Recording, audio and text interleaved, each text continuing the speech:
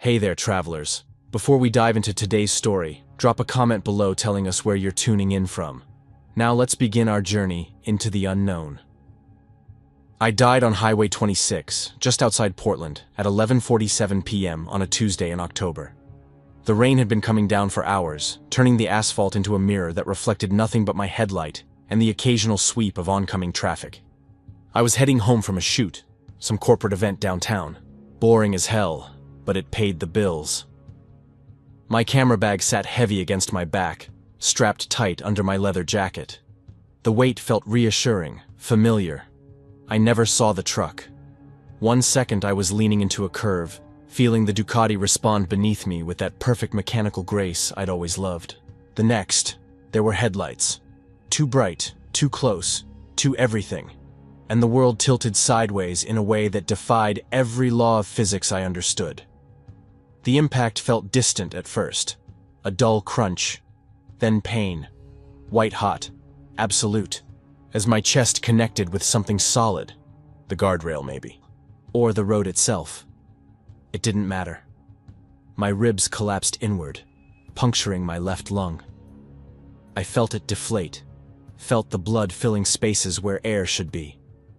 I hit the ground and slid 20 feet in the rain, and then I was somewhere else. Not heaven, not hell, somewhere that shouldn't exist. I opened my eyes, or maybe I didn't have eyes anymore, just perception, and found myself standing in ruins that made no architectural sense. Buildings rose around me, constructed from materials I couldn't name, their surfaces shifting between stone and something organic, something that pulsed with faint bioluminescence. A Mayan pyramid melted into a Gothic cathedral, which bled seamlessly into an Art Deco skyscraper that curved in ways skyscrapers shouldn't curve. The sky above was black. Not the black of night, but the black of absolute void, empty of stars, empty of anything except a faint pulsing glow that cycled through colors I'd never seen before. Colors that hurt to look at, that made my mind, or whatever passed for my mind here, want to fold in on itself. I tried to breathe and realized I didn't need to. That's when I heard the sound. Wet. Clicking. Multiple sources, echoing off the impossible architecture. I turned, and that's when I saw them. The entities moved through the ruins with purpose. Hunting. They were humanoid in the most generous interpretation of the word. 2 legs, 2 arms, a torso. But everything was wrong. Their joints bent backward and forward simultaneously. Their skin, if you could call it that, looked translucent and gray, revealing networks of black veins that pulsed with something that wasn't blood. Their faces split vertically down the middle, opening to reveal clusters of eyes, dozens of them, ranging in size from pinpricks to silver dollars, all focused, all searching. One of them turned its head toward me. All those eyes locked onto my position. I felt it then, the sensation of being recognized. Not seen, but known. The way a predator knows prey, the way hunger knows food. The creature opened its mouths, and shrieked. The sound bypassed my ears entirely, resonating directly inside whatever consciousness I still possessed. It felt like glass scraping against bone. Then they all turned toward me. I ran. The ruins shifted as I moved through them, architecture bleeding into architecture, reality folding into impossibility. I sprinted down a corridor lined with columns that looked carved from fossilized neural tissue, each one twitching as I passed. The floor beneath me changed from marble to metal to something soft and warm that recoiled from my footsteps. Behind me, the clicking intensified. They were fast. Faster than anything their broken anatomy suggested they should be. I burst through a doorway and found myself in a vast chamber. The ceiling stretched upward into that black void, impossibly high. Structures that could have been buildings or machines or living things rose from the floor, interconnected by bridges made of crystallized light. The technology, if that's what it was, looked biological, grown rather than built, pulsing with that same sickly bioluminescence. This civilization had been advanced beyond anything Earth had achieved. But it was collapsing. Cracks ran through everything, structures tilting at angles that suggested imminent collapse. The light flickered. Reality itself seemed unstable here, frames of existence dropping out randomly, showing glimpses of other places underneath. Forests of metallic trees, oceans that flowed upward, cities built from compressed shadow. I ran across one of those light bridges. It held my weight. Barely. The creatures poured into the chamber behind me, dozens of them now, moving with coordinated purpose. Pack hunters. They spread out, cutting off escape routes, herding me toward the far end of the chamber where the bridges converged into a single point. A dead end. I reached the terminus and turned, back against a wall that felt like cooled magma. The creatures approached slowly now, certain of their catch. That horrible clicking echoed from every direction, harmonizing into a sound that felt designed to induce despair. The closest one was 10 feet away, then 5. It opened its face, revealing something worse than a mouth, a spiral of needle teeth that rotated independently, drawing inward toward a throat that descended into infinite darkness. Black fluid leaked from the edges of its opening, dripping onto the floor where it evaporated into wisps of gray smoke. 3 feet. I could smell it now, or sense it somehow, a scent like ozone and rot and copper. The smell of something fundamentally wrong, something that violated basic laws of biology and chemistry. 2 feet. It reached for me with hands that had too many fingers, each one ending in a claw that looked carved from obsidian. 1 foot. The claw touched my chest and I felt it. Not pain, exactly, but the sensation of being unmade, of existence itself being peeled away layer by layer. Then, slam! My chest convulsed. Electricity arced through me. My back arched against something hard and wet. Pavement, I realized distantly. "Clear!" someone shouted. Another jolt. My heart stuttered, caught, began beating with irregular desperation. I gasped, and oh God, the pain was exquisite. My lung was still punctured, still filling with blood. Every breath felt like drowning from the inside. We got him back. Hands pressed against my chest, my neck, checking for injuries. Flashlight beams cut through the rain, illuminating concerned faces behind plastic shields. Sir, can you hear me? Don't move. Can you hear me? We're getting you stabilized."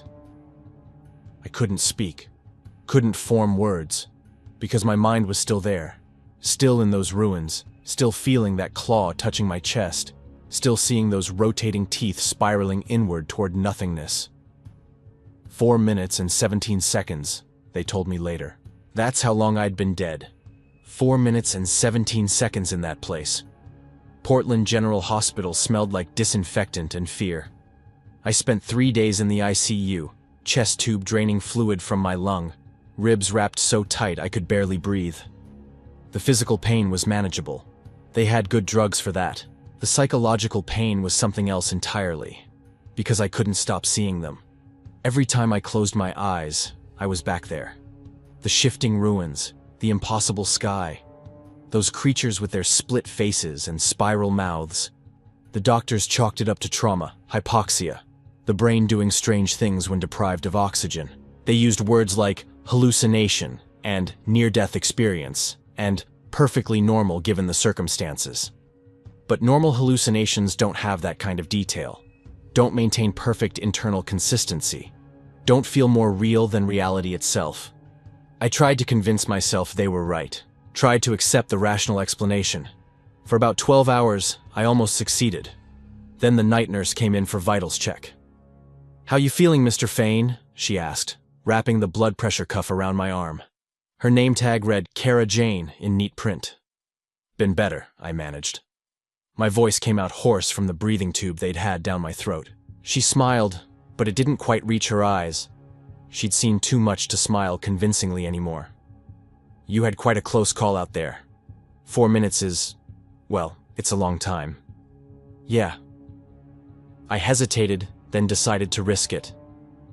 "Did I say anything when they brought me in?" Kara's hand paused mid-pump on the blood pressure cuff. Her eyes met mine, and something shifted in her expression. Recognition, maybe, or understanding. "You kept repeating the same thing," she said quietly. "Over and over. You said, 'They're hunting, they found me.'" The blood pressure machine beeped.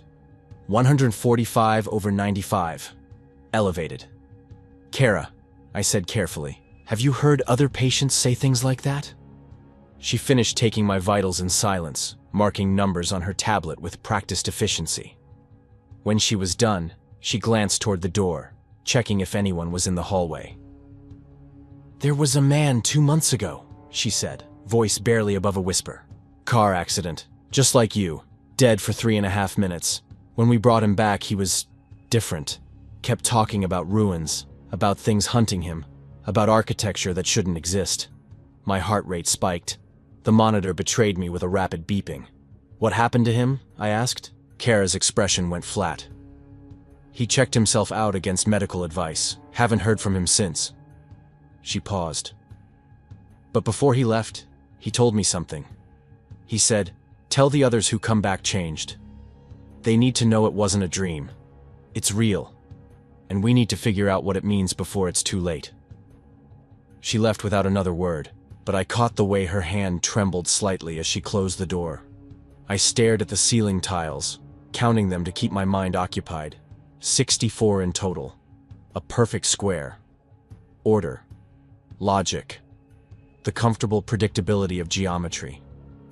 But my mind kept sliding back to those ruins where geometry became a suggestion rather than a law.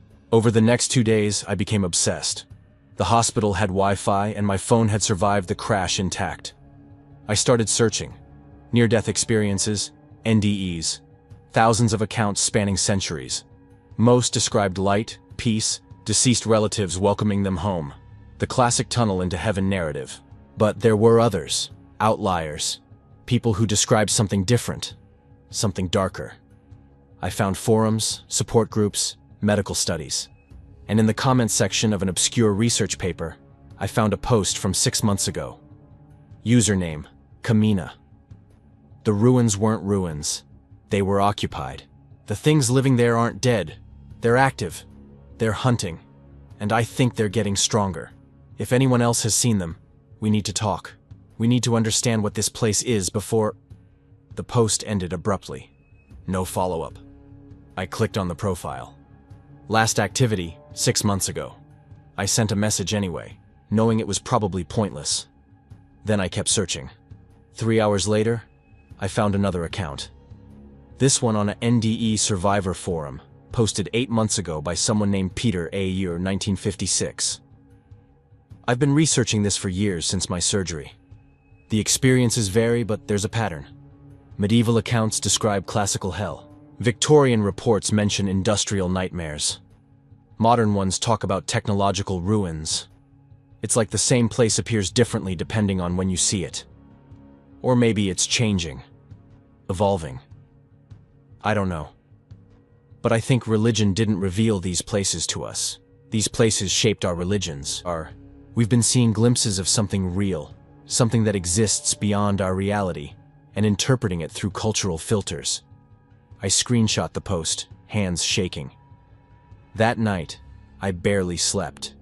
When I did, I dreamed of spiral teeth and clicking sounds and faces that split open to reveal infinite eyes. When Kara came in for the morning shift, I was already awake, laptop balanced on my hospital table, surrounded by printouts I'd convinced an orderly to make for me. "You look terrible," she observed. "I need to find them," I said, without preamble. "The others who've seen what I saw. There's a pattern here, Kara. People throughout history have been crossing over and coming back, and they've been describing the same place, just interpreted through different cultural lenses. Heaven and hell aren't revelations from God. They're descriptions of something real, something that exists in a space we can only access when we die." Kara glanced at my research spread across the bed. "You think you're going to find answers?" "I think I'm going to go insane if I don't try." She considered this, then pulled out her phone. "I could lose my job for this," she said, scrolling through something. "But there's a man who comes to speak at the hospital sometimes. Support groups for trauma survivors. His name is Swan. He's... different. He asks questions most people don't ask. If anyone might understand what you're talking about, it's him." She wrote down a number and slid it across the table. "Be careful, Adrian," she said. "Some doors shouldn't be opened." "Too late," I replied. "I'm already through." They discharged me on day 4. Fractured ribs, punctured lung, extensive bruising, but alive. Miraculously, horrifyingly alive. I went home to my apartment in Northwest Portland, climbed the stairs slowly because breathing still hurt, and sat at my desk surrounded by the detritus of my previous life. Camera equipment, prints from various shoots, bills I needed to pay, a divorce certificate in a drawer I never opened. All of it felt distant now, irrelevant, because I'd been somewhere else, somewhere impossible, and I needed to know why. I picked up my phone and dialed the number Kara had given me. It rang twice before someone answered. "This is Swan." "My name is Adrian Fain," I said. "I died 4 days ago on Highway 26. I was gone for 4 minutes and 17 seconds, and I need to know what I saw on the other side." There was a long pause. Then, "How did you get this number?" "Kara Jane, Portland General." Another pause, longer this time. "Where are you right now?" Swan asked. "Home. Northwest Portland." "Stay there. I'll be there in an hour. Don't talk to anyone else about this. Don't post about it online. And Adrian?" "Yeah?" "If you saw what I think you saw, then you need to understand something right now. You didn't hallucinate. It wasn't oxygen deprivation. What you experienced was real. And the fact that you're asking questions means you're already in deeper than you realize." He hung up before I could respond. I sat in my apartment, watching the October rain streak down the windows, and wondered what the hell I'd just gotten myself into. 1 hour later, exactly as promised, there was a knock at my door. I opened it to find a man in his early 40s, weathered in the way people get when life has worn them down to essential components. He carried a messenger bag and had the look of someone who hadn't slept properly in years. "Adrian Fain?" "That's me." "Swan. Just Swan." He glanced past me into the apartment. "Can I come in?" I stepped aside. He entered, immediately scanning the space with the practiced efficiency of someone used to assessing environments quickly. His gaze lingered on my research spread across the coffee table. Printouts, notes, sketches I'd made trying to capture what I'd seen. "You drew these?" he asked, picking up one of my sketches. It showed the creatures, the split faces, the spiral mouths. My artistic skills weren't great, but I'd captured enough. Best I could manage. Swan set down his bag and pulled out a folder. He opened it, flipped through several pages, and laid one on the table next to my sketch. It was nearly identical. Same creatures, same split faces, same sense of wrongness captured in pen strokes. "This was drawn in 1347, Swan said quietly, by a monk in France. He died of plague, was revived by other monks who'd been trained in primitive resuscitation techniques, and spent his remaining 3 months sketching what he'd seen on the other side. The church burned most of his work. This survived in a private collection." He laid down another image. A Victorian-era illustration, more refined, showing similar creatures among industrial ruins. "This one is from 1887, factory worker in Manchester. Crushed by machinery, revived by a doctor experimenting with electrical resuscitation. He described it as hell's machinery, but look at the details. Same entities, different setting, but same core elements." Swan laid down a third image. This one was a photograph, poorly lit, showing a whiteboard covered in sketches and notes. Recent. This was taken 6 months ago by a woman named Kamina Chase. She coded during a medical procedure, was gone for 2 minutes and 43 seconds, came back changed, started researching, started drawing, started trying to find others. Then she disappeared. My mouth went dry. The forum post. "You found her profile?" Swan nodded. "Smart. Most people don't dig that deep." He pulled out a chair and sat, gesturing for me to do the same. "So let's talk about what you saw, Adrian. And I mean really saw. Details matter here." I told him everything. The shifting ruins, the impossible architecture, the advanced civilization in collapse, the creatures and their hunting behavior, the sensation of being unmade when that claw touched me. Swan listened without interrupting, occasionally making notes in a small leather journal. When I finished, he was quiet for a long moment. 4 minutes and 17 seconds, he finally said. "That's significant. Most peaceful NDEs happen in under 2 minutes. 2 to 3 minutes, people start reporting disturbing elements. After 3 minutes, it becomes something else entirely. You are out long enough to see the truth underneath the comfortable lies our brains usually construct. What truth? I demanded. What the hell is that place? I don't know, Swan admitted. But I have theories, and I've been collecting data for 6 years, ever since I coded twice during a botched surgery and saw things that ended my career when I tried to talk about them. He leaned forward. Here's what I know for certain. That place is real. It exists in some dimension or space adjacent to ours. When we die, really die, not just stop breathing, but when consciousness begins to separate from physical form, we go there. Brief visits result in the classic NDE. Extended visits result in seeing the horror underneath, I finished. Exactly. Swan flipped through his journal. I've documented 37 cases over the past 6 years of people who experienced what you did. They all share common elements. The ruins, the entities, the hunting behavior, the sense of an advanced civilization in decay. The details vary. Some see more organic structures, others more technological. Some describe it as fracturing between multiple realities, but the core is consistent. What happened to the 37 people? Swan's expression darkened. 12 are in psychiatric facilities. 8 committed self-deletion. 3 disappeared like Kamina. The remaining 14, including me, are still trying to understand it. Still trying to figure out what it means. He closed the journal and met my eyes. The question isn't whether it's real, Adrian. The question is, what is it? Why do we go there? What are those entities? And most importantly, what happens to the people who don't come back? I thought about Private Cooper, whose skeletal remains I'd seen in those ruins. The diary he'd left behind describing his trapped existence.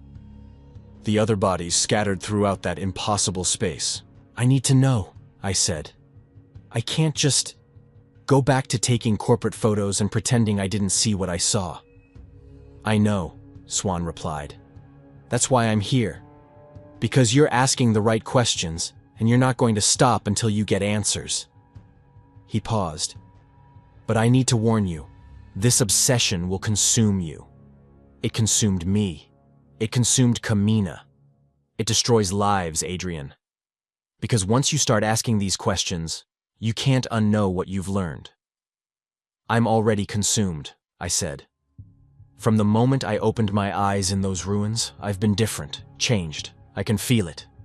Swan nodded slowly. Then welcome to the search. But promise me something. What?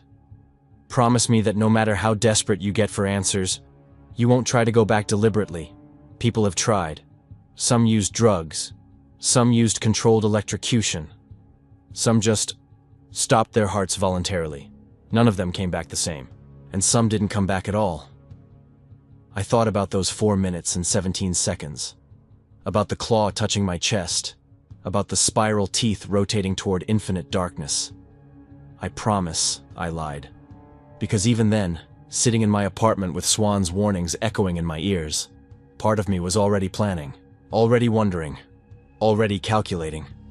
How long would I need to stay to get real answers? 3 minutes? 5? How much could I learn if I went back prepared, armed with knowledge, ready to explore rather than just survive? Swan must have seen something in my expression because he sighed. You're already thinking about it, he said. It wasn't a question. I didn't deny it. He stood, gathering his materials back into his bag. When you decide to do something stupid, and you will, they always do, call me first. At least let me be there to pull you back. How did you know I'd call you? I asked as he headed for the door. Swan paused, hand on the doorknob. Because 6 years ago, someone told me the same things I'm telling you now. And 3 weeks later, I tried to go back anyway. He pulled up his shirt, revealing an extensive scar across his chest. Stopped my own heart with a defibrillator in my basement. My wife found me. Called 911. They brought me back, but I was out for 5 minutes and 38 seconds. What did you see? His expression went distant, haunted. Everything, he whispered. I saw everything, and it was so much worse than the first time. He left without another word. I stood in my apartment for a long time after he was gone, staring at the research spread across my coffee table. The sketches, the historical accounts, the pattern emerging across centuries of human experience. Somewhere in those ruins, Private Ronald Cooper's bones still lay where they'd fallen. Somewhere in that impossible space between life and death, people were still trapped, still hunted, still dying permanent deaths in a place that shouldn't exist. And I was going to find out why. Even if it killed me. Again. 3 weeks after my accident, I met Peter Aldridge in a coffee shop in Beaverton. He looked older than 67, the kind of weathered that comes from carrying secrets too heavy to share. Silver hair receding from a high forehead, wire-rimmed glasses, hands that trembled slightly as he stirred cream into his coffee. He'd been a Boeing engineer for 34 years before his heart gave out during routine surgery in 2019. "You want to know what I saw?" he said without preamble. "Swan said you experienced something similar." Peter took a long sip of coffee, buying time. The cafe buzzed with the usual Portland crowd. Hipsters on laptops, students cramming for exams, people living normal lives. Lives that didn't include dying and coming back changed. "I lied to Swan initially," Peter admitted. "Told him I saw gardens. Peace, the classic white light experience." He set down his cup. "But the truth is, I was out for 47 seconds during my second cardiac arrest. And what I saw matched your description almost exactly." My pulse quickened. "The ruins?" "Different ruins, but yes, mine looked more, I don't know, crystalline. Like entire cities carved from gemstone, but fractured, breaking apart. And the entities..." He stopped, jaw working. "I saw them too. Different variations, but the same fundamental wrongness." "Why did you lie?" Peter's laugh was bitter. "Because I wanted to forget.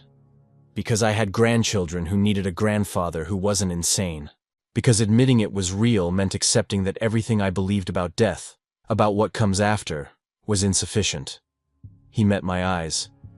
"I chose comfort over truth, and it's eaten at me every day since." I pulled out my notebook, the one I'd been filling with research. I found patterns, historical accounts spanning centuries, medieval monks describing demons in fire-lit caverns, Victorian workers seeing mechanical nightmares, 1960s patients reporting psychedelic geometry, modern experiencers like us seeing technological ruins. "Same place, different interpretations," Peter said, nodding. "I've had the same theory. Whatever that space is, it's real. But our minds filter it through cultural expectations, personal fears, the language we have available to describe the impossible. Swan thinks duration matters. Under 2 minutes, you get the peaceful stuff. Over 3 minutes, you see what's underneath." Peter leaned forward. "But there's something else. I've been researching this obsessively since I came back. The peaceful experiences aren't lies, Adrian. They're layers. Like that space has multiple levels, or maybe it's more accurate to say it has depth. The surface is what our brains construct, familiar, comforting. But the longer you stay, the deeper you sink, and the more you see the truth beneath the construct." I thought about those 4 minutes and 17 seconds. How the ruins had felt more solid, more permanent than any dream. How the creatures had moved with purpose, with intelligence. "So what is the truth?" I asked. Peter was quiet for a long moment. "I think," he said slowly, "that we're seeing a dimensional space that exists adjacent to ours. When consciousness separates from physical form during death, it doesn't just cease, it goes somewhere. Transits through this in-between place. Most people pass through quickly, barely noticing. But those of us who linger..." He trailed off. "We see what lives there." "Yes." Peter's hands gripped his coffee cup tighter. "And Adrian, here's what terrifies me. Those entities? They're not metaphorical. They're not symbolic manifestations of our fears. They're predators, native to that space, and they hunt souls that linger too long." I remembered the claw touching my chest, the sensation of being unmade. "What happens if they catch you?"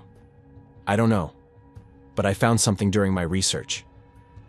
Peter pulled out his phone, scrolled through photos, and showed me an image of a medieval manuscript. The Latin text was annotated with translations. This is from 1349. A monk named Brother Augustin coded during the Black Death. Other monks revived him using techniques they'd learned from Islamic physicians. When he woke, he described being trapped in limbus inter vita et mortem, the limbo between life and death. He said he saw the bodies of Roman soldiers, of ancient peoples, all killed by the creatures living there. The hair on my arms stood up. He saw bodies from different time periods? Yes. And before he died, the plague took him 3 months later. He wrote that those who perish in the between don't get second chances. Their souls are consumed, gone permanently. Peter's voice dropped. The church suppressed most of his writings, too heretical, too terrifying. I sat back, mind racing. So throughout history, people have been crossing over, seeing this place, and some of them never made it back. They died there, permanently. That's my theory. Peter hesitated, then pulled out a folder. Inside were printouts, photographs, handwritten notes. I've documented every account I could find. 43 credible cases spanning from ancient Greece to last month. The pattern is consistent. Longer duration equals darker experience. And people who describe extended stays, over 5 minutes, if they come back at all, they're never the same. He spread the documents across the table. I recognized some. Camina's forum posts, Victorian medical journals, medieval church records. Others were new. A letter from a Civil War surgeon describing a soldier who'd been declared dead for 6 minutes before spontaneous revival. A 1920s newspaper article about a woman who drowned, was resuscitated, and spent her remaining years in an asylum drawing pictures of the hunters in the Gray City. 43 cases, I murmured, scanning the documents. That I've found. Swan has documented 37. There's overlap but also unique cases. Between us, we've identified at least 65 people across history who saw what you saw. Peter tapped one document. And here's what's interesting. Starting around 1950, the frequency increases. More people surviving cardiac arrest due to medical advances. More people staying dead longer before revival. More people seeing the truth. More people coming back changed, I added. Exactly. Peter gathered the documents back into the folder. Which brings me to why I agreed to meet you. Adrian, Swan warned you not to try going back deliberately. I'm going to tell you the same thing, but stronger. Don't. Do. It. Why? Because I know someone who tried. Peter's expression hardened. My daughter. She heard me talking about my experience, started researching on her own.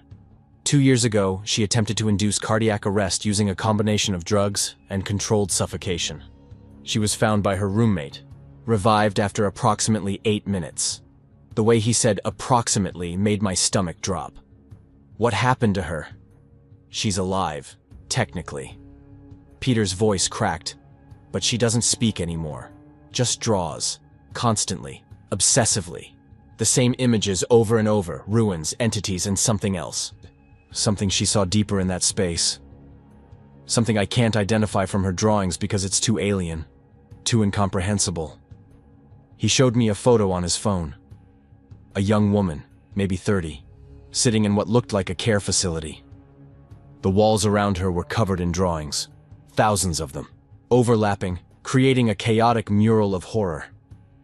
The doctors call it trauma-induced psychosis, Peter said bitterly. But I know what happened. She went too deep, stayed too long, and something followed her back, or she brought something back with her. I don't know which. He locked his phone, tucked it away. So when I tell you not to go back, I'm not speaking theoretically. I'm speaking as someone who lost his daughter to this obsession. I wanted to promise I wouldn't try. Wanted to tell him I'd learn from his daughter's mistake. But I couldn't lie to him. Not after he'd been so honest with me. I need to understand, I said instead. I know. Peter stood, gathered his folder. That's why I'm giving you this. He handed me the documents. Everything I've collected. Maybe you'll find something I missed. Maybe you'll make connections I couldn't. But Adrian, promise me that if you do something foolish, you'll have someone there to bring you back. Don't go alone. I promise. We shook hands. His grip was firm despite the tremor. One more thing, he said as I packed the folder into my bag. Kamina Chase, the woman from the forum post. What about her? I tracked her down 3 months ago. Found her case file in a Seattle hospital database that I definitely shouldn't have accessed. Peter's expression was grim. She disappeared because she tried to go back. Used a defibrillator stolen from a medical supply warehouse. Her roommate found her in their basement, dead for approximately 20 minutes before paramedics arrived. They revived her, but she was brain dead. Machines kept her body alive for 2 weeks before her family pulled the plug. The coffee in my stomach turned to acid. 20 minutes, I whispered. 20 minutes in that place, Peter confirmed. God only knows what she experienced, what she saw, what found her. He headed for the door, then paused. Be smarter than my daughter. Be smarter than Kamina. Because that place doesn't forgive mistakes. And the entities there? They're patient. They've been hunting souls for longer than human civilization has existed. He left me sitting there, surrounded by normal people living normal lives, with a folder full of documented horrors on the table in front of me. I spent the next 2 weeks buried in Peter's research, cross-referencing with Swan's files, digging deeper into historical accounts. The pattern became undeniable. But I needed more than pattern. I needed mechanism. I needed to understand not just what that place was, but how it worked. That's when I found Nikki Lai. She'd posted in a biomedical engineering forum about defibrillator technology, specifically about the window between cardiac arrest and irreversible brain death. Her posts were technical, precise, and revealed someone who understood resuscitation at a level most doctors didn't. I sent her a direct message, keeping it vague. Researching NDE experiences and the relationship between duration of cardiac arrest and recovered memory. Would value your technical expertise. She responded within an hour. Interesting topic. Coffee? We met at a Starbucks in Seattle, 45 minutes north of my apartment. Nikki was 26, Chinese-American, with sharp eyes behind trendy glasses and an intensity that reminded me of myself. She worked for a startup developing next-generation cardiac monitoring equipment. So, she said, laptop open, pulling up graphs and charts. You want to know about the death window. The what? That's what we call it in medical tech. The window between cardiac arrest and irreversible cellular death. For the brain, it's approximately 4 to 6 minutes without oxygen before permanent damage begins. But here's what's fascinating. She pulled up a neural imaging scan. These are fMRI scans taken during controlled cardiac arrests in lab animals. Watch what happens to brain activity. The scan showed normal activity. Colors indicating firing neurons, blood flow, electrical impulses. Then the heart stopped.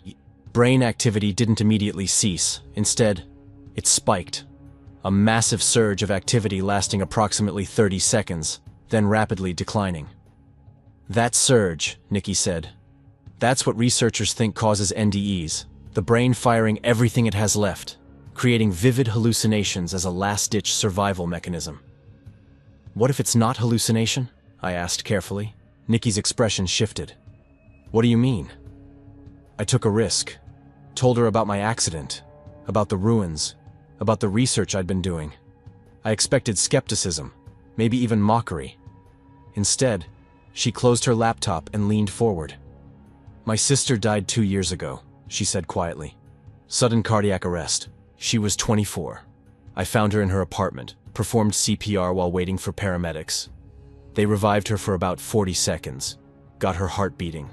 She opened her eyes, looked at me and said, "They're waiting." Then she died again, permanently. I'm sorry, I said, inadequate words for immeasurable loss. I've never told anyone what she said. The paramedics dismissed it as random neural firing. But I saw her eyes, Adrian. She wasn't confused. She wasn't hallucinating. She was terrified. And she was trying to warn me. Nikki's jaw set. So when you ask what if it's not hallucination, I'm inclined to believe you.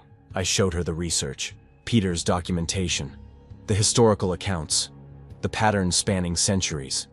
She read everything with the focused intensity of someone analyzing technical data, occasionally asking questions, making notes. "This is insane," she finally said. "But the consistency is undeniable, and the duration correlation. That's what makes me think there might be something here. Under 2 minutes, peaceful. 2 to 3, disturbing elements. Over 3, horror. Over 5, potential permanent damage." "Like diving," I said, the analogy suddenly clear. "The deeper you go, the more dangerous it becomes. The longer you stay, the worse the effects." "Exactly." Nikki pulled up a new document on her laptop. Engineering schematics. "I shouldn't show you this. It's proprietary. But these are next-gen defibrillator designs my company is developing.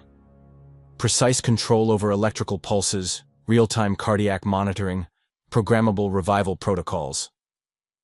I understood where she was going before she said it.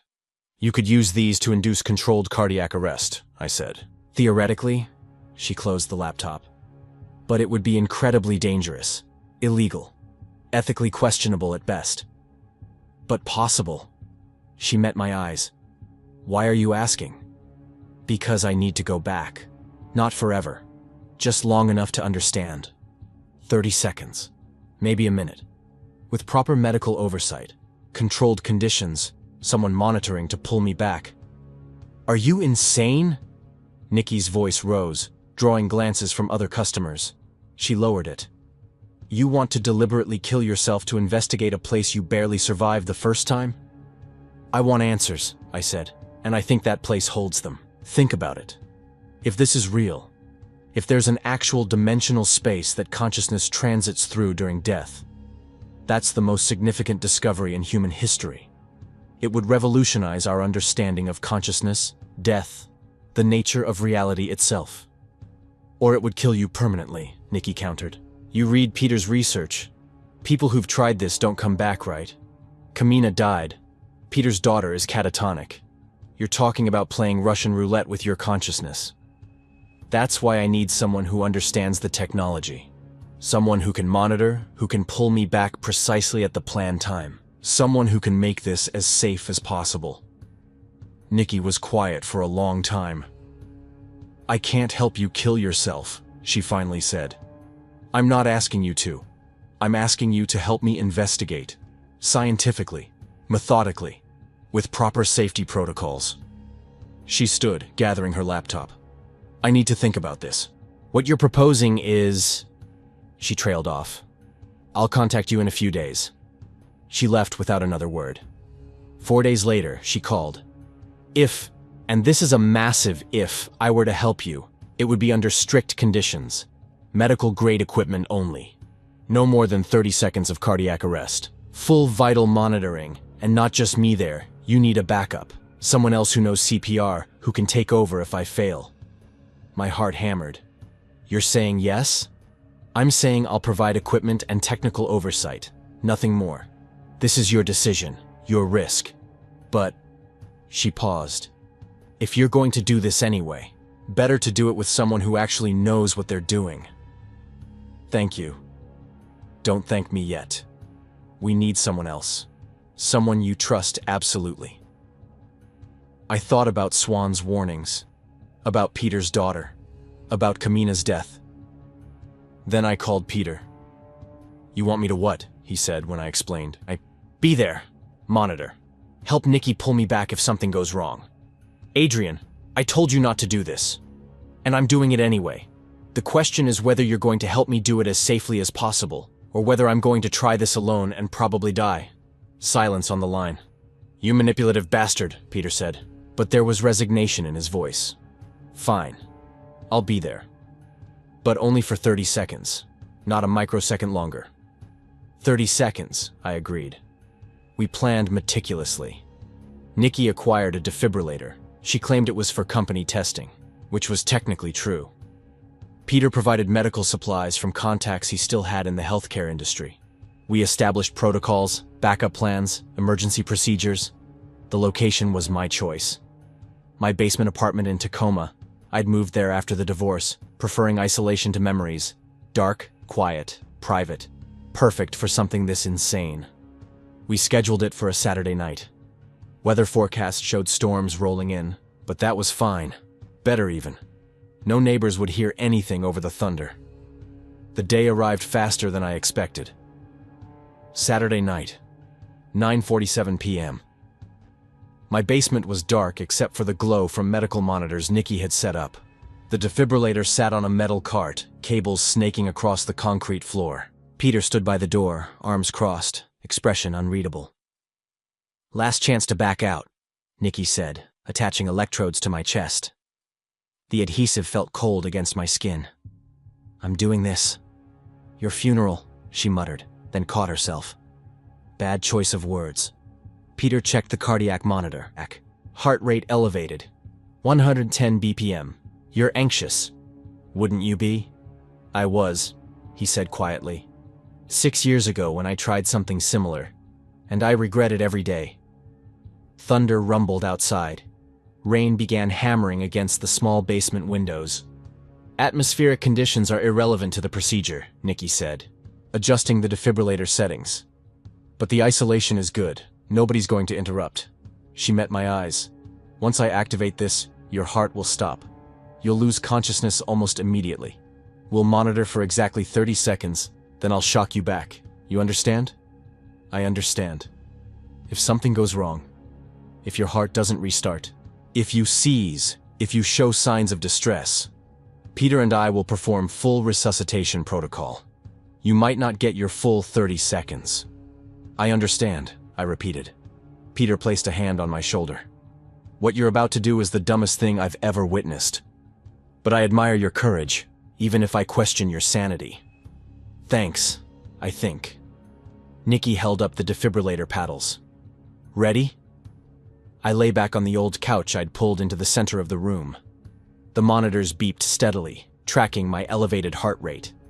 Through the window, lightning flashed, illuminating the room briefly before plunging it back into shadow. "Do it," I said. Nikki pressed the paddles to my chest. The world exploded into electricity. My heart stopped. 1 second I was in my basement, next I was elsewhere. But not the ruins from before. This was different, worse. The space around me felt compressed, claustrophobic despite being infinite. Colors bled together, creating shades that hurt to perceive. The architecture, if you could call it that, looked more organic than before. Walls pulsing with something resembling veins, floor textured like exposed neural tissue. And there, slumped against what might have been a wall, was a body, British military uniform. 1940s era. Skeletal remains still clothed in rotting fabric. A diary clutched in bone fingers. I approached carefully, hyper-aware of the timer counting down in my head. 30 seconds. I had maybe 25 left. The diary pages were weathered but legible. I flipped to the final entries, reading quickly. June 17th, 1943. I died today in Normandy, shot through the chest. But I'm not dead. Not entirely. I'm somewhere else. Somewhere between. The buildings here aren't from Earth. The sky is black without stars. I found a Roman soldier yesterday, or what remains of him. He's been dead a long time. Really dead. Not like me. June 19th.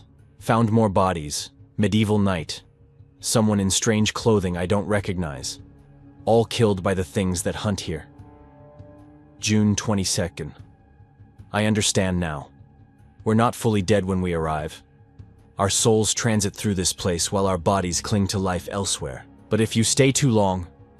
The entry ended abruptly, replaced by frantic scribbling. They're coming. I can hear them. If anyone finds this, know that death isn't the end. It's worse. We go somewhere, and something waits there for us. Something hungry. The final line was barely legible. God forgive us. We're prey. I heard it then. That wet clicking sound. Multiple sources surrounding my position. I looked up and saw them emerging from the pulsing walls. The creatures, but different variations from before. These moved on 6 legs instead of 4, bodies more insectoid, faces that split not vertically but horizontally, revealing rows of crystalline teeth. One turned its attention toward me. All of them turned. I reached for the soldier's weapon, an old Webley revolver still in its holster.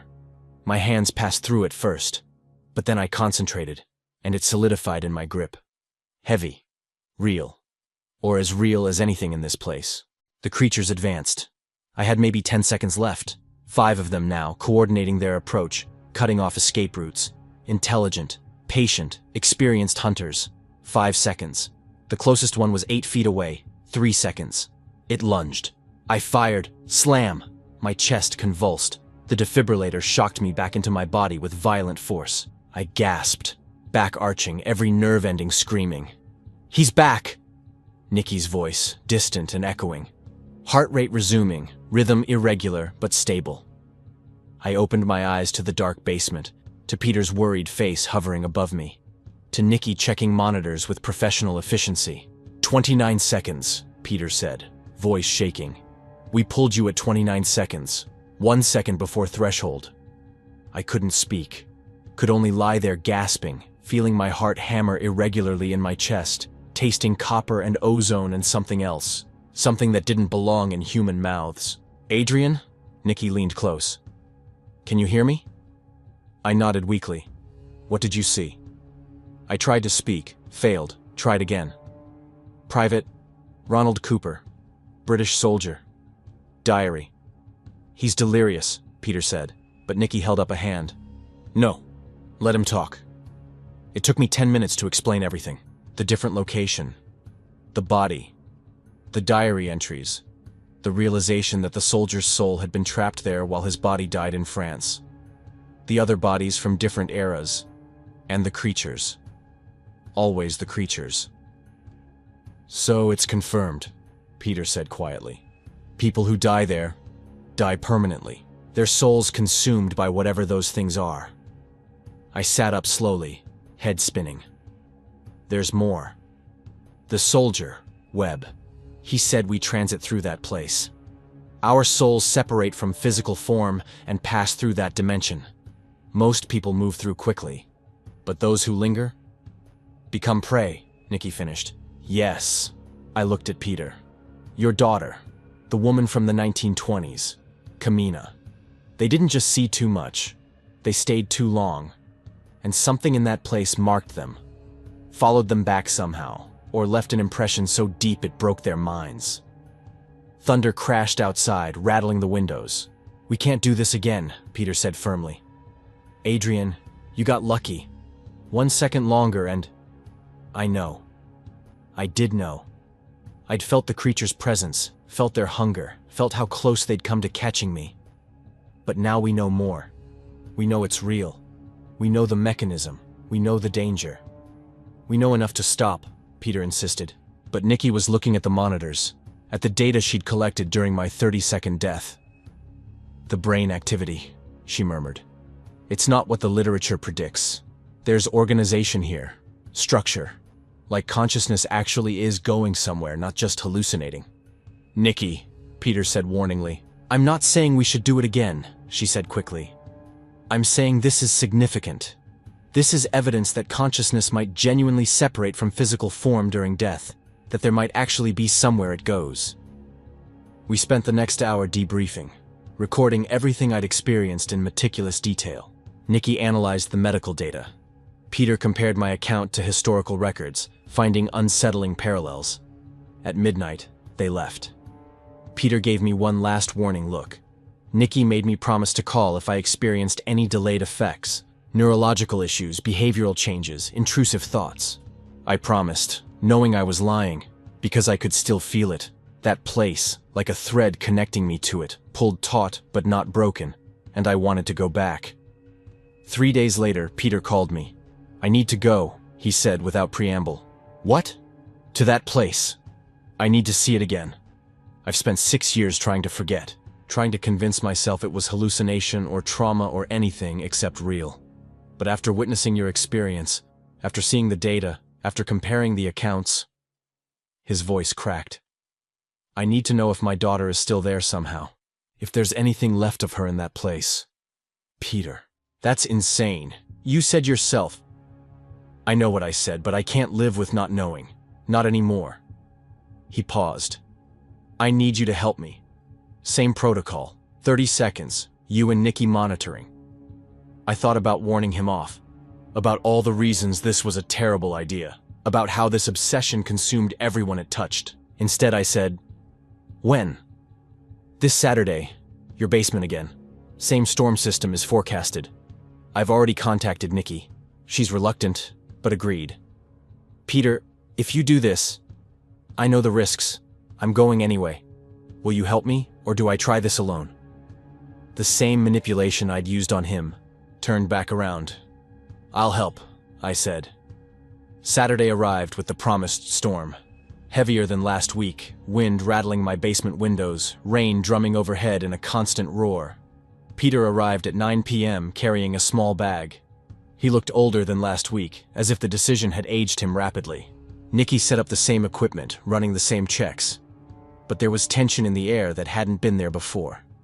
A sense of inevitability, of forces set in motion that couldn't be stopped. "You don't have to do this," I told Peter as Nikki attached the electrodes. "Yes, I do." He settled onto the couch, breathing slowly, visibly trying to calm himself. "If there's even a chance my daughter's consciousness is trapped there, I need to try to find her, to know for certain." 30 seconds isn't enough time to search, Nikki said. "That place sounds vast. The odds of finding anyone specific." "I know." Peter closed his eyes. "But maybe she'll sense me there. Maybe she'll find me. I just need to try." Nikki and I exchanged glances. We both knew how this would end. But we'd committed to this insanity, and there was no backing out now. "Ready?" Nikki asked, holding the defibrillator paddles. Peter opened his eyes. They were wet. "Do it," he said. The electric pulse hit him. Peter's body convulsed once, then went still.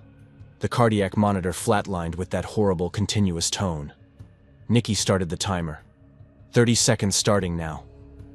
We watched the monitors in silence. Peter's brain activity spiked massively, then began organizing into patterns. The same structured activity Nikki had observed in my crossing. "He's there," she whispered. 15 seconds passed. 20. Then Peter's body started seizing. "No, no, no!" Nikki grabbed the defibrillator. "That's not supposed to happen yet." 25 seconds. The seizure intensified. Peter's back arched off the couch, head thrown back, eyes rolling beneath closed lids. "Shock him now!" I shouted. "It's only been 27 seconds. Now!" Nikki pressed the paddles to Peter's chest and fired. Nothing. She charged again, fired again. Still nothing. "Come on! Come on!" She adjusted the settings, maximum voltage, and shocked him a third time. Peter gasped, body jerking, eyes flying open. But they were wrong. Unfocused. Staring at something that wasn't there. And bleeding. Actual tears of blood streaming down his cheeks. "Peter?" I leaned close. "Peter, can you hear me?" His mouth moved. Words came out, but they weren't in any language I recognized. Guttural, clicking sounds mixed with whispered syllables that hurt to hear. Then he seized again, harder this time. Foam flecked with blood appeared at his lips. "He's coding." Nikki checked his pulse, heart rate dropping. "We're losing him." We worked on him for 8 minutes. CPR, more shocks, everything we knew. But Peter's heart wouldn't stabilize. It would start, flutter, stop, start again in irregular rhythms that made no medical sense. At 10:18 p.m., he died. Really died. Nikki sat back, hands covered in Peter's blood, staring at his corpse in horror. "What happened?" she whispered. "We pulled him at 28 seconds. 1 second under threshold, he should have been fine." I looked at Peter's face. His eyes were still open, still bleeding, still staring at something beyond our reality. "He stayed too long," I said quietly. Or maybe he found what he was looking for. His daughter. Maybe she was there and he tried to reach her. And I trailed off. We sat in that dark basement for a long time, rain pounding overhead, Peter's body growing cold on the couch, the weight of what we'd done settling onto us like physical mass. Finally, Nikki spoke. "We have to call the police." "And tell them what?" I asked. "That we deliberately stopped a man's heart as part of an occult experiment to investigate the space between life and death?" "I don't know." Her voice cracked. "But we can't just..." We killed him, Adrian. We stopped his heart and he died, and he chose this. He knew the risks. That doesn't make it legal. That doesn't make it right. She stood, pacing. I helped kill someone. I'm an accessory to negligent homicide at minimum. My career is over. My life is over. And for what?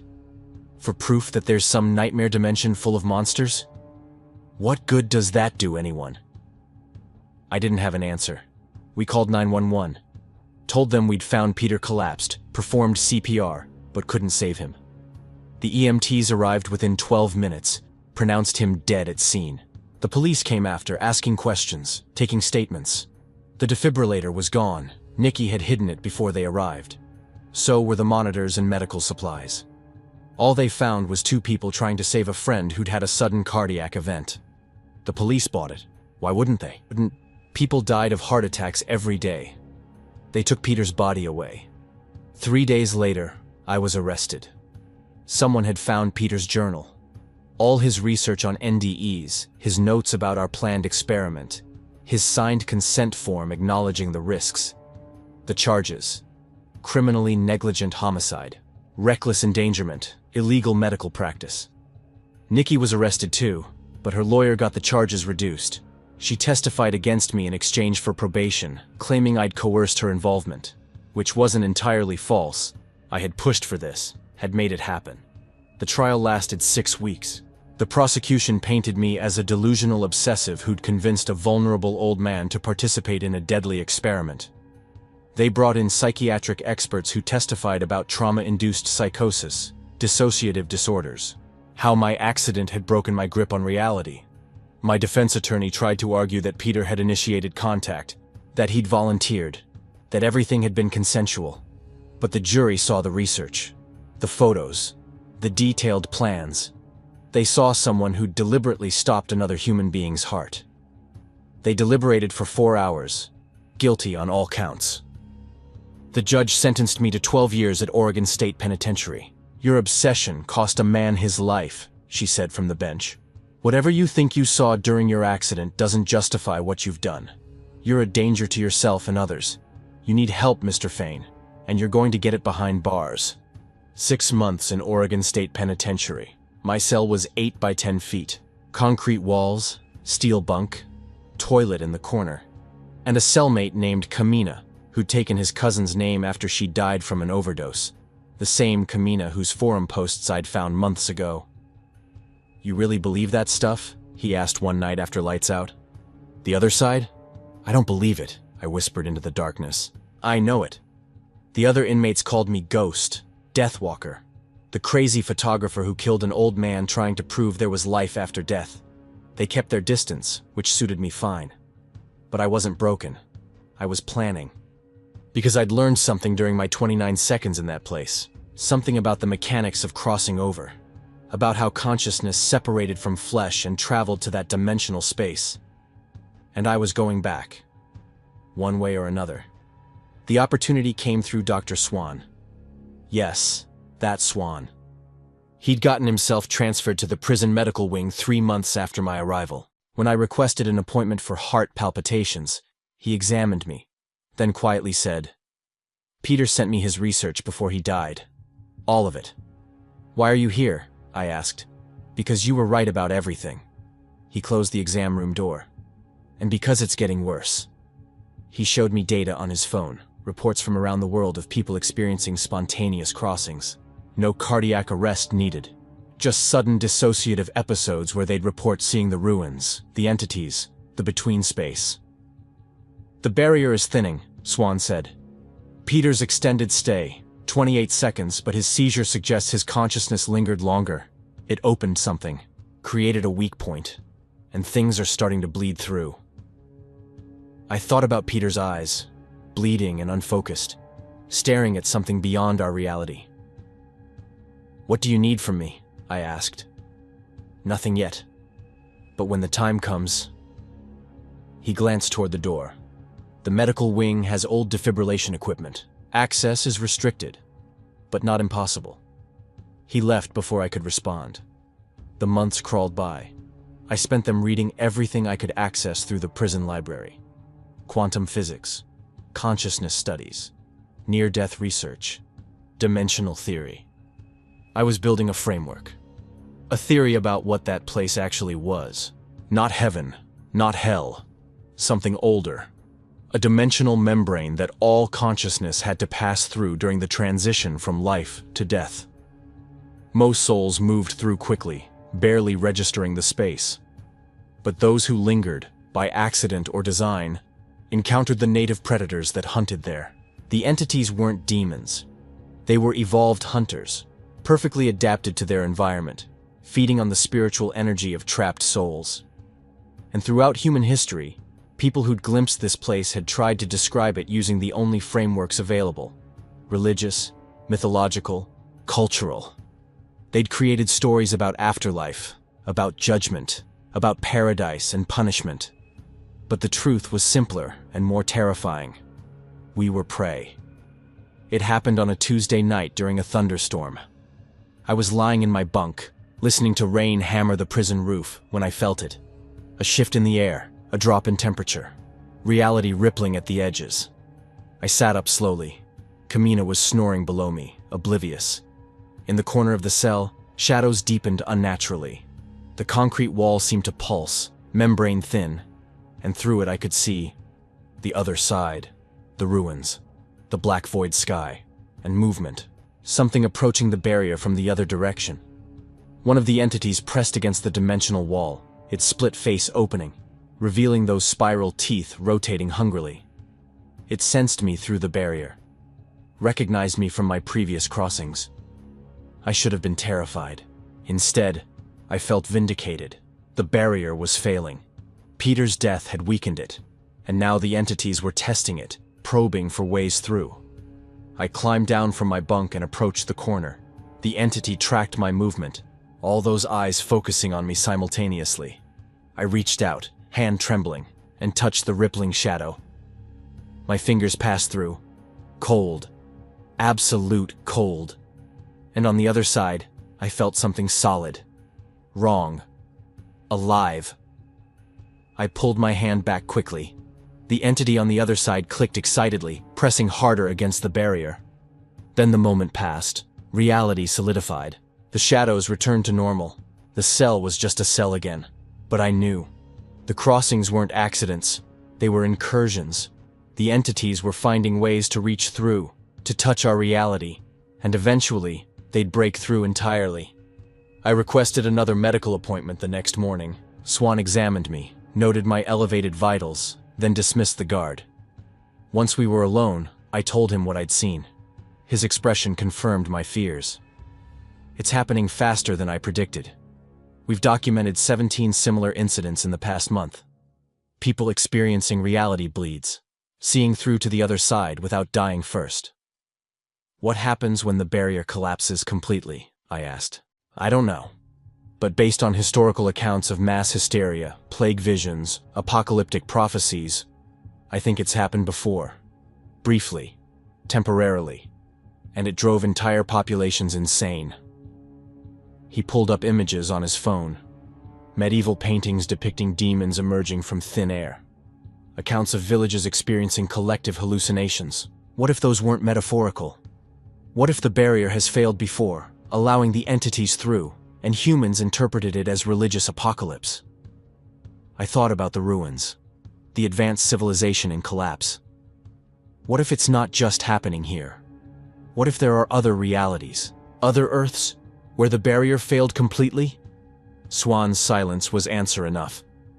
I need to go back, I said. One more time. Long enough to understand what's happening. Long enough to see the full scope. That's suicide. Maybe. But if the barrier's failing anyway, if those things are coming through, someone needs to understand them. Someone needs to know what we're facing. Swan studied me for a long moment. There's a way. The old defibrillator in storage. I can create a situation where the guards are called away.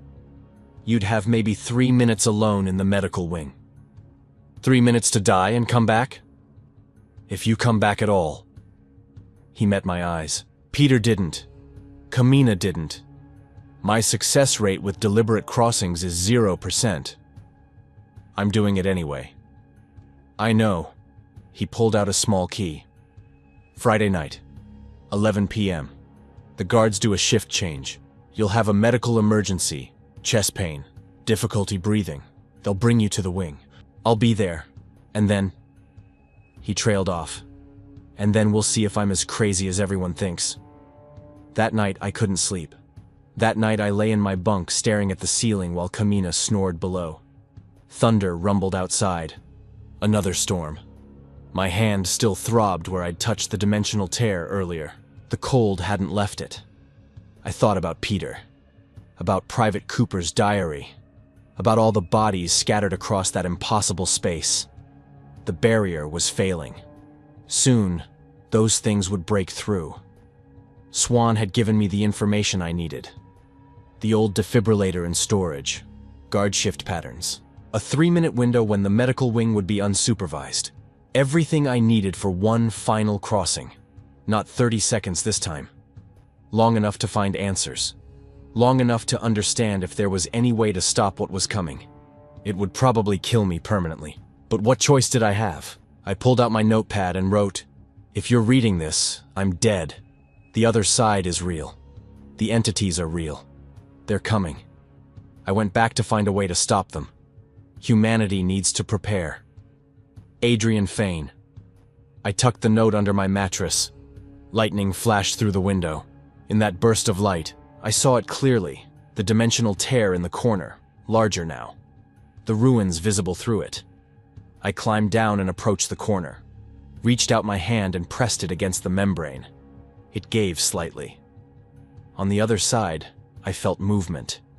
Those things pressing back, clicking excitedly. "Soon," I whispered. "I'm coming back soon." The clicking intensified. I returned to my bunk, feeling the cold spread up my arm. Swan and I had set the date, next Friday. Another medical emergency, another crossing.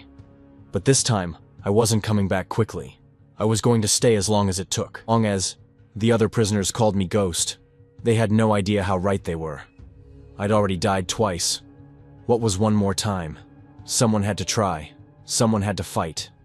Peter tried and died. Kamina died. Now it was my turn. The storm intensified. Lightning turned night into day for brief moments. And in those flashes, I saw the tear growing larger, reality peeling back. The barrier was collapsing. I stared at the tear, watching entities press against it, testing its strength. "Friday," I whispered. "I'm going deep this time." The clicking response was immediate. Hungry. They were waiting for me. 5 more days. 5 more days until I crossed over one last time. 5 more days until I either found salvation or became another corpse in that graveyard of failed witnesses. The storm raged on, and I planned, and I waited, because Friday was coming, and with it, my final journey to the other side.